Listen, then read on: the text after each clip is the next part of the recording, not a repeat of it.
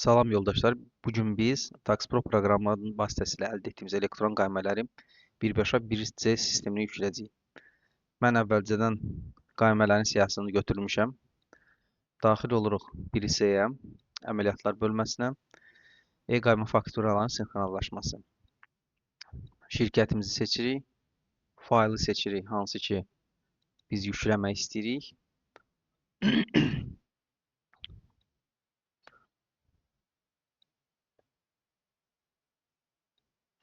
Faylımız yükləndi. Buradan seçirik hansı valyutadadır. Ambarı seçirik və hesablar planı üzrə kim harada uçot aparır. Standart olaraq bunlar proqramdan avtomat götürülür. Hansılar ki dəyişmək lazımdır, özünüz dəyişə bilərsiniz. Yekunda bir neçə sheet varsa Excel-də onu seçirik və məlumatların Excel-dən yüklənməsini klik edirik.